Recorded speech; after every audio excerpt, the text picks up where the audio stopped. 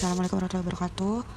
Sebelumnya nama saya Adinda Datang Channel Asri, NIM belakang 081 dari kelas psikologi 5B.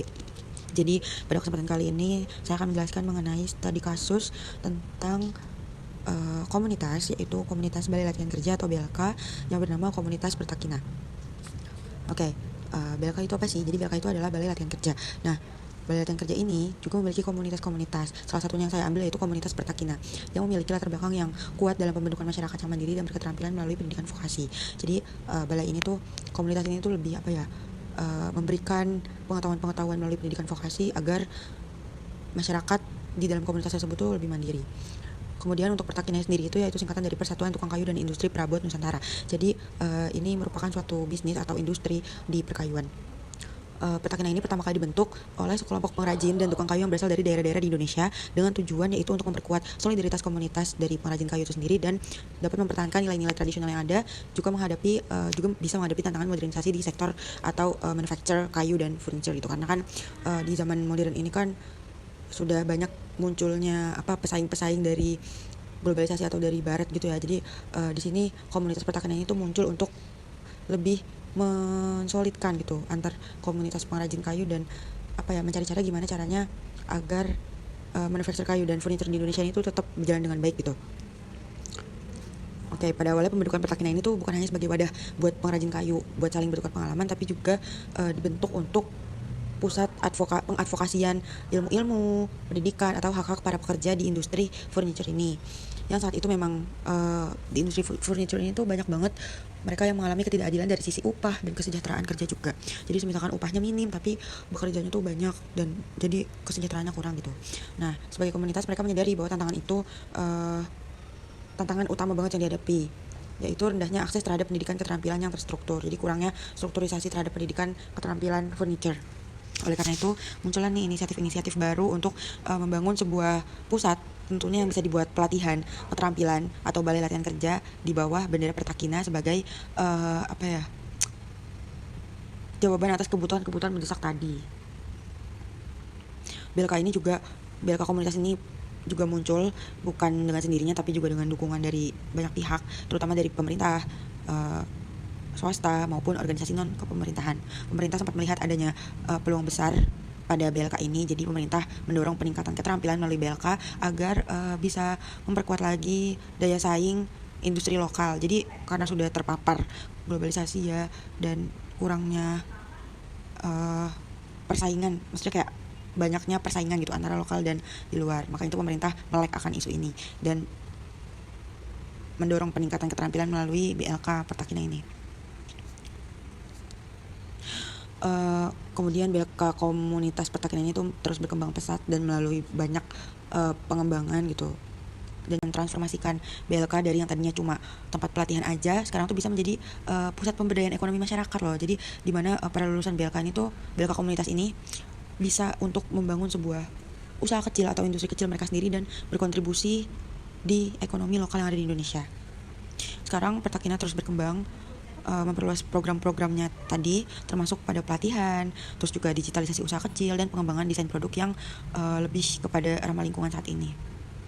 Kemudian komunitas ini juga udah mencetak ribuan alumni yang tersebar di seluruh Indonesia dan bahkan telah menjalin kerjasama banyak gitu ya dengan berbagai negara untuk pertukaran keterampilan atau jual beli furniture tersebut. Selanjutnya ada dampak komunitas terhadap sekitar. Dampaknya itu ada dari segi ekonomi, sosial, dan budaya. Dari ekonomi sendiri itu para anggotanya dibekali dengan beberapa keterampilan yang mungkin bisa mereka bawa untuk terus terjun ke dunia usaha atau membuka bisnis mereka sendiri di bidang furniture ini. Jadi di ekonomi itu punya dua dampak ya teman-teman. Yang pertama untuk menciptakan lapangan kerja dan yang kedua meningkatkan pendapatan. Nah, menciptakan lapangan kerja ini tentunya para anggota-anggota komunitas ini tuh sering atau dapat menjadi pengusaha atau pekerja yang terampil sehingga mereka dapat membuka usahanya sendiri dan itu kan membuka lapangan kerja baru ya. Kemudian ada peningkatan pendapatan, jadi keterampilan ini juga membuat pendapatan mereka tuh meningkat karena dengan keterampilan yang mereka punya, kreativitas yang mereka punya itu dapat mengembangkan usaha mereka gitu. Jadi pendapatannya bisa bertambah. Selanjutnya ada dampak sosial. Dampak sosial ini tuh dilihat dari penguatan jaringan sosial. pemberdayaan sosial dan pengurangan pengangguran dan kejahatan. Jadi komunitas ini memberikan tempat buat seseorang untuk berbagi pengalaman, saling mendukung dan saling bekerja sama dalam mengatasi masalah perekonomian mereka di bidang furniture. Terus juga pemberdayaan sosial BLK itu memberikan ruang nih bagi masyarakat untuk terus terlibat dalam kegiatan pelatihan, terus juga memberdayakan mereka pada pelatihan keterampilan dan memberikan mereka kesempatan dalam mengikuti pengadvokasian dan juga membuka lapangan kerja di ranah perkayuan. Kemudian pengurangan pengangguran dan kejahatan, tentunya dengan meningkatnya tadi penciptaan lapangan kerja akan mengurangnya pengangguran gitu ya. Jadi komunitas ini tuh berperan penting untuk mengurangi tingkat pengangguran di Indonesia. Selanjutnya dampak budaya. Jadi BLK juga berfungsi menjaga nilai-nilai budaya kearifan lokal gitu ya. Mereka juga memiliki peran penting untuk melestarikan dan mengembangkan kearifan lokal seperti keterampilan yang ada di Indonesia itu kan kerajinan tangan, seni dan budaya yang diwarisi dari generasi ke generasi di lokal ini. Kemudian ada dampak lingkungan. Komunitas ini tuh punya kesadaran lingkungan yang besar dan turut berpartisipasi atau berkontribusi pada kelestarian alam. Jadi pelatihan yang diberikan juga sering memasukkan prinsip-prinsip seperti halnya bagaimana caranya mengolah limbah dari perkayuan tersebut, terus gimana penggunaan material yang ramah lingkungan itu yang seperti apa gitu. Selanjutnya ada rencana komunitas ke depannya. Jadi rencana komunitas Pertakina itu ke depannya tuh punya harapan perkembangan yang sangat bagus gitu ya. Tentunya dengan menghadapi tantangan zaman yang tentunya semakin rumit untuk diikuti terus gitu.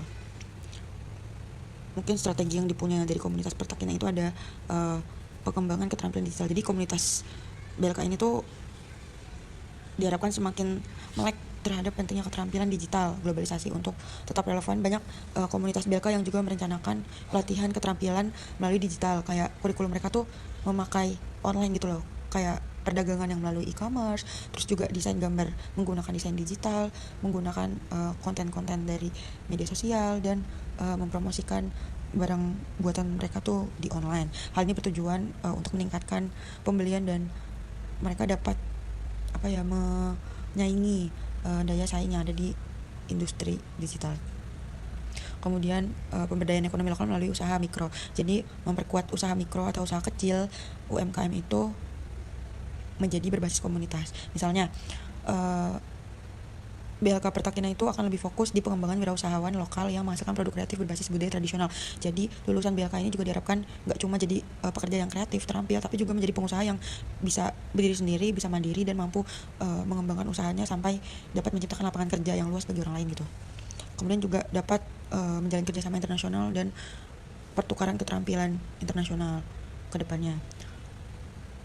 Mungkin dari sini tuh komunitas Pertakina tuh harapannya juga dapat memperkuat kerjasama internasional agar dapat melakukan pertukaran keterampilan dan pengetahuan dengan negara-negara lain. Jadi tuh di orang-orang yang di dalam komunitas ini tuh bisa dapat banyak insight gitu loh dari komunitas yang sama tapi dari internasional. Jadi dapat membalancekan daya saing di ranah Pertakina atau perkayuan ini.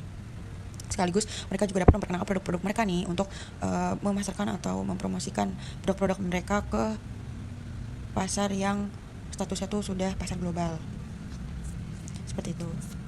Mungkin untuk mendukung semua ini Pertakina juga perlu ya membuat rancangan yang lebih konkret, merencanakan peningkatan akses ke teknologi dan menggunakan infrastruktur yang lebih modern untuk meningkatkan mereka produktivitas mereka dan efisiensi dalam berbagai proses produksi dan pemasaran. Pelatihan kewirausahaan berbasis teknologi juga harusnya diperkuat untuk menciptakan wirausahawan lokal yang siap bersaing di era digital gitu. Mungkin sekian yang dapat saya sampaikan, kurang lebih yang mohon dimaafkan. Wassalamualaikum warahmatullahi wabarakatuh.